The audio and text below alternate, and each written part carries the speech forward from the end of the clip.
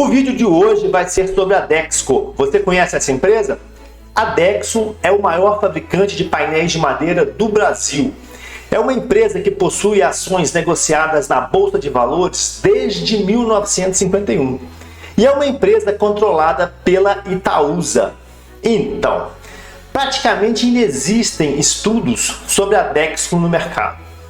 A Dexco é uma ação escondida na Bolsa de Valores. Será que ela é um achadinho? Será que vale a pena investir na Dexco? Então, nesse vídeo eu vou fazer a avaliação econômica financeira da Dexco, vou falar um pouquinho sobre o mercado e suas perspectivas, ok? Se você gosta desse tipo de conteúdo, já dá um like aí e bora pro vídeo.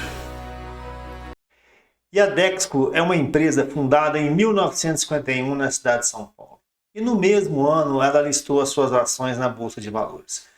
Atualmente as suas ações são negociadas na B3 sob o ticket DXCO3. É uma das empresas mais antigas com ações listadas na Bolsa de Valores. Ou seja, ela sabe lidar com o pequeno investidor. E desde 2009 ela faz parte do Mercado Novo, que é o segmento com mais alto nível de governança corporativa na Bolsa brasileira. E vamos falar um pouquinho aqui das características desse papel. A Dexco tem uma liquidez em torno de 16 milhões de reais diários. É uma liquidez baixa, mas para o pequeno investidor dá para entrar e sair com tranquilidade. A volatilidade é alta, em torno de 38%, e o beta 1,65. E o que é beta? Só lembrando para vocês, beta é um indicador que mostra mais ou menos a correlação da ação com o Ibovespa. Ou seja, a cada 1 ponto percentual que o Ibovespa se movimente para cima ou para baixo, a gente espera que a ação da Dexco se movimente 1,65. Então, com um beta de 1,65 e uma volatilidade de 38%, é um papel bem mais a risco, bem mais nervoso, tá, gente? Os dividendos são baixos, né? Normalmente ela paga, né, um payout em torno de 34%, 35%, e os dividendos em si, em termos percentuais, giram de 3% a 8%. Em relação ao controle acionário, a Dexco possui como controladores o bloco formado pela Itaúsa e pela família Sable. Esse bloco foi firmado por meio de um acordo de acionistas em 2009 e é eles que ditam as regras da Dexco atualmente. A Dexco hoje possui 11 mil colaboradores, 17 unidades industriais, sendo 2 na Colômbia. Possui 6 unidades florestais e ainda tem uma joint venture, que no caso é a LD Celulose. Por ser uma empresa multiproduto, é uma empresa bem complexa e é uma das maiores empresas brasileiras fabricantes de louças e metais sanitários. Além disso, ela também produz revestimentos cerâmicos. A divisão de acabamentos para a construção, no entanto, tem apresentado um cenário muito desafiador nos últimos anos, que resultaram na perda de participação de mercado e significativa deterioração da rentabilidade. Mas realmente o seu maior e melhor negócio é o segmento de painéis de madeira, que consiste basicamente em painéis MDF e pisos vinílicos e laminados. A divisão de painéis de madeira continua a sustentar a geração de caixa da empresa. A sua vasta escala de operações e a autossuficiência em madeira são vantagens competitivas difíceis de ser replicadas no Brasil. Em relação à importância das divisões de produtos no resultado da empresa, temos a seguinte situação. Painéis de madeira são responsáveis por 65% do faturamento, mas têm uma margem bruta de 38%. Metais e louças são 24% do faturamento, com uma margem bruta de 24%. Revestimentos, em geral, são responsáveis por 11% do faturamento com uma margem bruta de 20%. Um ponto de risco relevante para a Dexco é a questão da concentração geográfica. O foco da empresa é o mercado interno e, sendo assim, a empresa está muito exposta à demanda do mercado local, o que a torna mais vulnerável às condições macroeconômicas do Brasil. Em relação à questão energética, a empresa está bem atrasada, ao meu ver.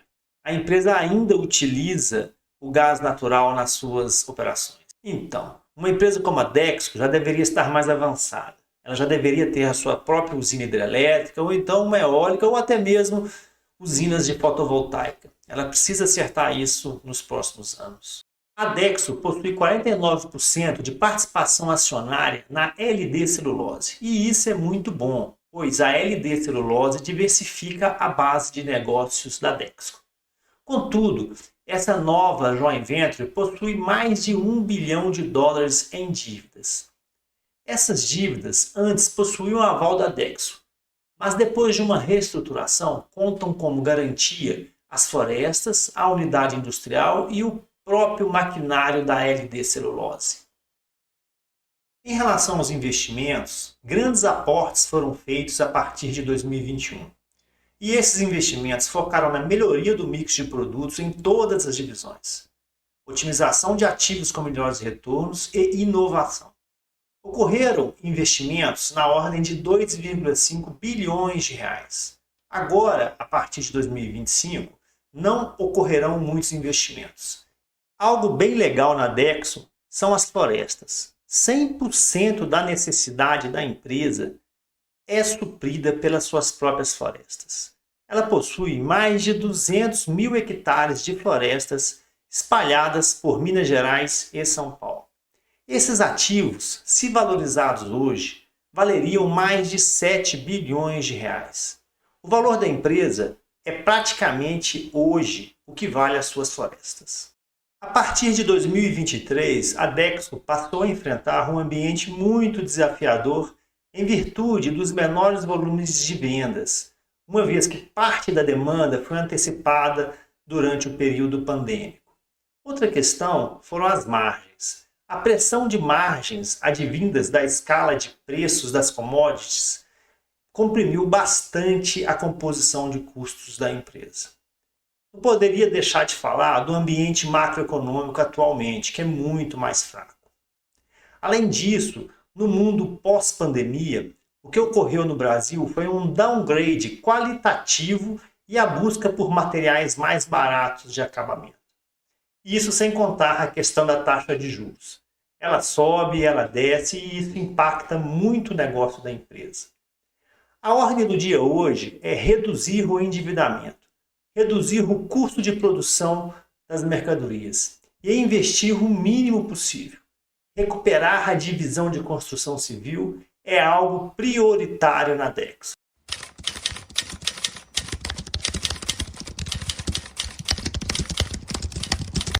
Então vamos fazer a avaliação econômico-financeira da Dexco. E o meu interesse nessa empresa surgiu quando eu vi esse gráfico, né? Uma ação saindo aí de 8,50 e batendo aí os seus 6 e pouquinho, né? Eu pensei assim, será que é uma oportunidade? Como eu utilizo a análise dinâmica de balanços, né? Então me ajuda bastante a entender se isso é uma oportunidade ou não. Primeira coisa, eu peguei o balanço, né, de 2019 para cá e derivei o capital de giro, a necessidade de capital de giro e saldo horário. Fiz a representação típica da empresa, né? Nesse gráfico de bloco, a gente vê que o capital de giro em torno de 1,8 bilhões, né? É uma característica da empresa, né? Você tem um capital de giro sempre superior à sua necessidade de capital de giro, né? No momento, eles têm um capital de giro de 1,8 bi, uma necessidade de capital de giro de 700 milhões, sobra dinheiro 1,1 bilhão de reais, né? Viram aplicações financeiras e dinheiro em caixa. Esse tipo de representação aqui é o tipo de representação gráfica que eu busco em qualquer empresa, né? É mais ou menos assim, eu faço análise econômica, né, à luz aí da análise dinâmica. Se não tiver uma representação dessa, eu nem passo para a próxima fase, né? Mas não basta, né? A gente tem que entender por que esses números estão dessa forma, né? E se esse capital de giro ele é próprio, né? É um capital de giro realmente próprio que foi gerado intrinsecamente ou não, se ele foi gerado de forma exógena através de empréstimos, né? Nós vemos aí a representação gráfica, né? Aquilo que é de tudo de bom nesse modelo, né? Com o capital de giro caminhando lá em cima, bem alto, bem acima da necessidade de capital de giro, né?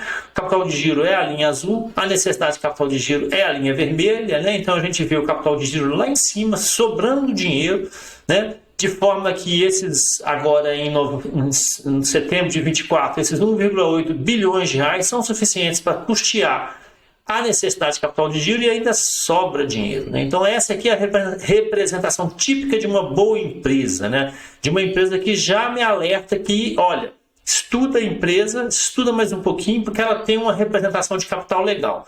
E começando a avaliação pelo saldo de tesouraria, o que nós percebemos? Uma empresa líquida, bacana, saindo aí de 370 milhões de disponibilidades de curto prazo em 2019, batendo aí em 2024 1,1 bilhão de reais. Dá para perceber que a empresa tem sim 1,1 bilhões de reais de empréstimo de curto prazo, mas ela tem aí 1 bilhão a mais sobrando. Então a empresa, sob o ponto de vista de liquidez, bem ok, né? Sob o ponto de vista do capital de giro próprio, nós percebemos aí que nos últimos 3 anos a empresa está girando em torno de 2 bilhões de reais, que é 1.900, 2.100, 1.803, e aqui a ideia é o quê? É ver qual que é a fonte de financiamento, de acréscimo do capital de giro ao longo do período, porque a rigor a empresa saiu de um capital de giro de 1,3 bi e foi para 1,8 bi. Dando uma olhada nas contas que estão salientadas de verde, o que salta aos olhos mesmo é a conta de empréstimos e financiamentos, na qual a empresa saiu de uma dívida de longo prazo, empréstimos de longo prazo de 2,1 bilhões e batendo agora, setembro de 24, 6,1 bilhões de reais. Então, em 5 anos, aí multiplicou por 3 a sua dívida, É isso, Então, se a gente for observar outras contas aqui de capital, reservas de lucros, capital social, elas não têm grandes alterações, então isso significa que o que deu realmente liquidez para a empresa, aquele saldo de tesouraria que eu mostrei anteriormente, que é esse aqui, ele foi muito custeado, sim, o dinheiro que está sobrando veio de empréstimo, dinheiro de terceiro, Não é bom, mas pelo menos é dinheiro de longo prazo, A necessidade de capital de giro bem equacionada, bem administrada, sempre girando em números bem reduzidos, para a operação, 800, 500, 700 milhões de reais, Nada de relevante, Esse já é o endividamento, que é o ponto-chave da Dexco, Aí ela tem uma dívida líquida de 5,2 bilhões de reais, uma dívida muito relevante. E aqui a gente percebe já um recorte do resultado financeiro nos últimos 3 meses, 3 anos, pagando em torno de 500 milhões de reais de despesas financeiras, de resultado financeiro, aliás, que essa conta aqui é o resultado financeiro, juros pagos menos juros recebidos. Então, nos últimos 3 anos, tem pago em torno de 500 milhões de reais. Lembrando que esse número aqui, 435, refere-se a setembro, tem mais 3 meses, vai bater os 500 com tranquilidade. Então, é uma empresa que tem uma dívida líquida de 5,2 bilhões, mas tem um resultado financeiro em torno de 400, 500 milhões de reais negativos, o que é ruim, mas ela tem um EBIT até razoável. Você vê 22 e 23, está aí com um EBIT de 1,5, 1,2. Isso aqui deve dar uns 17, 18% de EBIT. O endividamento está girando em torno de 3,4 vezes, se você for considerar a relação EBIT dívida líquida. Então, assim, ela tem uma dívida que tem que ser administrada, tem que ser paga, mas ela gera EBIT para pagar. Podia dar pior, podia dar melhor. Mas, enfim, vamos ver aqui em relação a essa dívida, o que a gente pode perceber é que de 2021 a 2025, daquele dinheiro que nós percebemos lá, que ela saiu de 2 bilhões e foi para 6, 4 bilhões em dívidas, 1,8 bilhões foi para fazer investimentos. E aqui tem uma coisa que, em princípio, eu não gostei muito, que é desses 1,8 bilhões, somente 300 milhões de reais foram destinados ao melhor negócio, que é o negócio das madeiras. 1,5 bilhões, que é a soma de revestimentos, inovação, varejo, metais e louças, são os negócios que para mim são secundários, que é metais, louças e revestimentos de piso, cerâmica, esse tipo de coisa, 1,5 bilhões. Então ela pegou dinheiro emprestado para investir em negócios secundários, que a gente já viu que o melhor negócio dela é o negócio da madeira. Mas enfim, também é ruim. Mas dos males o menor, grande parte do financiamento da sua dívida é de longo prazo, 83% do endividamento dela é de longo prazo, custo médio de 7,8% do CDI, um custo baixo, relativamente barato. Então, uma empresa que está gerando um resultado financeiro ruim, em torno de 500 milhões anuais, igual nós vimos ali anteriormente, voltando aqui, 500 milhões anuais, mas só não está pior essa situação porque o perfil da dívida é de longo prazo, né? E como o perfil da dívida é de longo prazo, isso aqui entra no capital de giro, fica menos ruim a situação, né? Em relação aos resultados, o que a gente percebe aqui? 17%. Uma empresa que tem um EBIT em torno de 17%, pelo menos nos anos de 2022 e 2023. Esse ano deu uma queda grande aqui, nós vamos dar uma olhada nisso. Resultado financeiro sempre negativo, né, o que é muito ruim. Um lucro líquido aí em torno de 10%, né, pelo menos ao longo de 2022 e 2023. O que chama atenção aqui é o lucro líquido de 2024 acumulado em 2,5%, então, ou seja, é um ano perdido, né? Fatalmente, quando sair o resultado de 2024, o lucro líquido de 2024 não vai bater 9%, 10%. Deve bater aí no máximo 5%, 6%. Isso é ruim, né? O CMV está aí entre 65% e 68%. Parece que é representação típica, né, de 2020 para 2024, que você vê aqui 68, 64, 66, 67, 68. Hoje está batendo em torno de 68, né? Isso aqui provavelmente deve ter aumentado aqui nos últimos anos em relação aos ativos florestais, né, que teve uma inflação, o papel teve uma inflação de custo grande, né, em relação à questão do custo da terra, dos defensivos, guerra da Ucrânia, essas coisas, tudo isso aumentou o custo o custo de fabricação do papel, né, no caso. O que tem importante para destacar para vocês aqui é que nos últimos anos a empresa ela relata um crescimento, né, saindo aí de 4 bilhões em 2013, batendo em 9 bilhões em 2024, mas aí o que é importante é que nos últimos 3 anos esse crescimento foi muito patrocinado pela compra pela LD Celulose, que é uma joint venture, né, que a Dexco tem, e que está acrescentando aí em torno de 1,2, 1,3 bilhões de reais no seu orçamento anual, né? Mas isso aqui foi feito graças a dívidas, né? A LD é uma empresa endividada. Lembra lá atrás que eu falei sobre esse resultado financeiro bem ruim, aqui em 2024, esse lucro líquido aqui em 2024 muito baixo, de 2,5%, né? Até comentei que a empresa fatalmente em 2024 não vai bater aí os 9%, 10% que ela bateu em 2022 e 2023. Fiz uma comparação aqui do resultado do terceiro trimestre de 24 para 23, então a gente vê o quê? Que o resultado, a última linha de 24 e 23 está, né, 2,46 e aqui no ano passado 11,3, então houve uma piora muito grande. Então a Dexco está tendo um 2024 bem pior do que 2023 e esse resultado é ruim, né, se deve a alguns fatores, né? O primeiro é o custo dos produtos vendidos, né? O CPV aumentou de 65 para 68, então assim, inflação de custos aí relevante que ela está enfrentando, né? Mas no ano passado teve um resultado de equivalência patrimonial não recorrente, né? Acrescentando resultado aqui, acrescentando valor na empresa, esse ano já não teve. As receitas financeiras, né, estão em linha aí, né, em torno de 5%. Esse ano não fechou aqui, então fica difícil de avaliar, mas assim, você já percebe que a despesa financeira é relevante no balancete na DRE da Dexco, né? Então, ou seja, por que o mercado não gosta muito da Dexco, né? É uma empresa que tem um endividamento elevado, de longo prazo, graças a Deus, mas ela pegou esse dinheiro para investir em operações que não são muito interessantes, né? Não é aquilo que gera margem, né?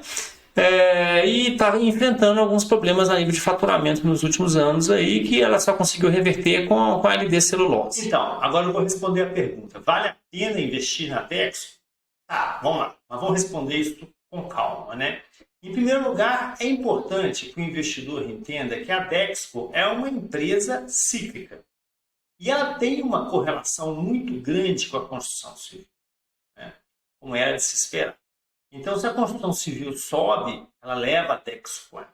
Se ela desce, ela leva a Dexco com ela. A Dexco ela tem uma correlação muito grande com a atividade econômica do país, com o nível de emprego, com o programa Minha Casa Minha Vida, né? Apesar dela ter produtos mais elitistas, mais caros, mas ela também é impactada pelo nível de vendas do Minha Casa Minha Vida. A Dexco ela é muito impactada pela questão da taxa de juros, pela questão do crédito. Se o crédito está ok, se o crédito está expansionista, ela tem uma vantagem competitiva, porque seus produtos são financiados nas lojas, nos pontos de venda, né? E é uma empresa que trabalha praticamente no Brasil. Então, além de tudo, ela tem uma concentração no Brasil e isso a gente percebe que nos últimos anos, né, e uma previsão para os próximos é uma dependência complicada, né, principalmente em relação à nossa instabilidade econômica, a questão do nível da atividade econômica, na questão do emprego e principalmente em relação à questão da taxa de juros e da concessão de crédito. E um ponto que é bastante interessante na Dexco é a qualidade da gestão. É uma empresa, né, Itaúsa, então não era de se esperar nada diferente. Uma empresa muito bem administrada. Gente, uma empresa de 1951, listada desde 51 na Bolsa de Valores. Então, assim, a gente não pode relevar o traquejo dessa empresa na sua gestão e no relacionamento com o investidor, enfim, no posicionamento com o mercado. Pra vocês terem ideia, é uma empresa muito ágil. Nos últimos 2 anos, em 2022 e 2023, ela fechou 2 unidades. Assim, ela fechou uma unidade em Santa Catarina, que era uma unidade de revestimentos, né, de pisos, né? E fechou uma unidade de louças em Queimados, no Rio de Janeiro. Então, assim, é uma empresa ativa, que ela faz o que precisa fazer.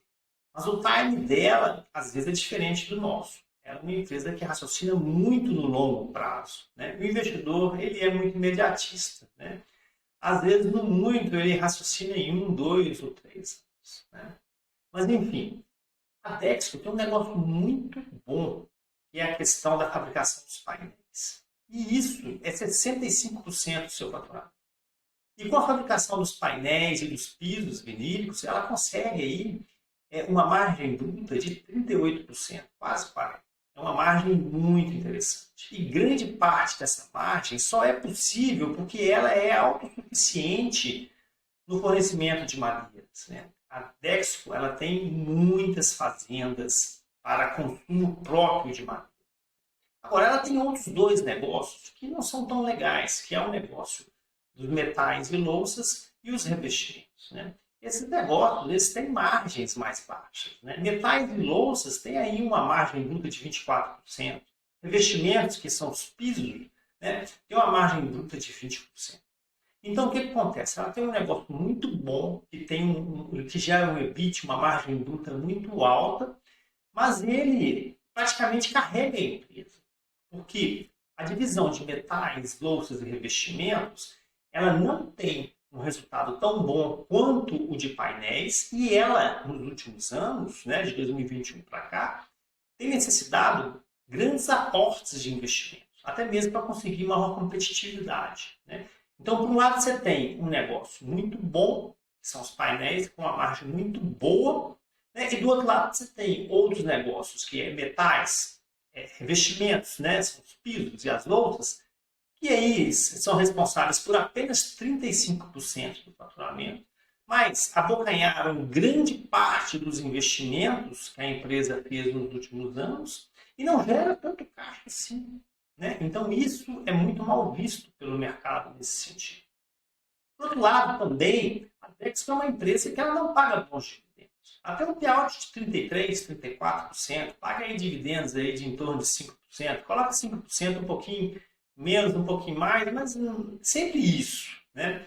E isso também o mercado não gosta. O mercado gosta de uma empresa, ou quer seja uma empresa de crescimento, e a Dexco não é uma empresa de crescimento, ou então uma empresa boa pagadora de dividendos. E a Dexco também não é uma empresa boa pagadora de dividendos, né? Um ponto que é muito interessante na Dexco é a LD Celulose, a joint venture, né? E ela, nos últimos anos, nos últimos 2 anos, é que salvou praticamente o crescimento da Dexco, né, em termos de faturamento, né? Mas tem um endividamento aí. Então é isso. Sob o ponto de vista do negócio, existe essa dicotomia entre o resultado dos painéis e o resultado de louças e revestimentos, né? E essa questão do investimento, né? Que o setor que mais gera valor não é aquele que está recebendo aportes para expansão e para grandes investimentos, né? Sim, os investimentos estão sendo canalizados para louças e metais. Então, isso é mal visto pelo mercado. E aí? E sob o ponto de vista econômico-financeiro, como que a Dexco é? Nós vimos que é uma empresa ok. Tá? Não mais do que isso, é uma empresa ok. ela tem uma necessidade de capital de giro bem equacionada, ela tem um capital de giro hoje relevante, uma empresa muito líquida, né? Mas nós vimos do quê? Que é uma empresa que tem essa liquidez, né? E essa liquidez foi oferida principalmente com base em empréstimos. Graças a Deus que são empréstimos de longo prazo, né? Mas hoje ela tem uma dívida líquida de 5,2 bilhões de reais. Nós vimos que é uma empresa que tem um EBIT aí de 17 pontos percentuais, 17, 18, por aí. E que tem um lucro líquido em torno de 10 pontos percentuais. E ela tem um negócio muito bom, que é o negócio de fabricação de painéis de madeira, os pisos vinílicos. Né? Isso é um negócio muito bom. Mas nós vimos que de 2021 para 2025, o investimento que ela fez de 1,8 bilhões de reais, né, foi praticamente todo focado na divisão de pisos, louças e metais, 1,5 bilhões. Dos 1,8 bilhões que foram investidos nesse ciclo, apenas 300 milhões foram para painéis. E aí o mercado fica a risco, né? Mas por que ele fica a risco? Porque o melhor mercado, o melhor negócio é painéis, né? Que me dá uma margem de 38 pontos percentuais, né? Uma margem bruta no EBIT. E tu investe no pior negócio, que é louças, metais e pisos, que dá em torno de 20, 24 pontos percentuais de margem bruta, isso não faz muito sentido, né? Mas espera aí, faz sentido sim. O que acontece é o seguinte, a Nextdoor, ela é uma empresa, ela é uma senhora de 75 anos, e ela raciocina no longo prazo. Ela não raciocina no curto prazo. Ela já percebe que esse movimento que ela está fazendo agora de 2021 e 2025 é para 2030 para frente. Né? Para preparar, para ter capacidade de atender uma demanda que vai acontecer no próximo ciclo, né, de crescimento. É uma empresa cíclica. Então, fazer um investimento contracíclico, ele é importante. Você se preparar a empresa para o crescimento do próximo ciclo. Né? E o mercado, às vezes, não percebe isso de bom grado. O mercado ele quer o resultado imediato. Né? Então, por isso que eu digo, a Dexco é uma boa empresa? Sim, uma boa empresa. Bacana. Sob o ponto de vista do negócio, sob o ponto de vista econômico-financeiro, mas ela tem um chip diferente, às vezes, do mercado. O mercado quer um resultado muito imediatista. Ele quer uma empresa de crescimento, ele quer uma empresa de dividendos, ele quer uma empresa que gera resultados bons todos os anos. E o mundo não é assim. Né? A gente não pode deixar de levar em consideração a qualidade da administração da Dexco. Uma empresa de 75 anos, listada desde 1951 e viva e dando lucro, né? E ela domina o mercado de painéis no Brasil. Então, assim, calma, é uma empresa boa, mas ela tem um chip diferente do chip do investidor. Ela pensa muito no longo prazo, né? O investidor, ele pensa em 1, 2, 3 anos, muito, né? Hoje a Dexco, ela está buscando e está ciente, e ela já se posicionou que ela vai buscar reduzir o endividamento, né? Ela tem que colher os frutos desse ciclo de investimento que ela fez. Ela tem que recuperar o setor de metais, louças e revestimentos, né? Ela tem que investir o mínimo possível. Talvez essa queda, né, da Dexco nos últimos 6 meses seja uma oportunidade de investimento para aquele investidor de longo prazo. Okay? Para o investidor de curto prazo, menos de um ano, nem pensar. Para aquele investidor de 1 a 3 anos, as cartas estão dadas, gente. É uma empresa cíclica. A taxa de juros não deve cair. Né? Facilidade para empréstimo também não deve ter nada de novo no mercado. Então, se eu percebo que no universo aí de 1, 2, 3 anos, as cartas estão dadas, a gente não vai ter nada de diferente no jogo. Né? Agora, para quem vê a Dexco como uma oportunidade de investimento mais para frente, né, pode ser que seja uma boa alternativa de investimentos. Ok? Muito obrigado. Espero que eu tenha ajudado. Espero que vocês tenham gostado. Tem algum comentário? Concorda comigo? Não concorda? Escreve aí nos comentários. Vai ser um prazer participar da discussão. Um grande abraço. Fiquem com Deus.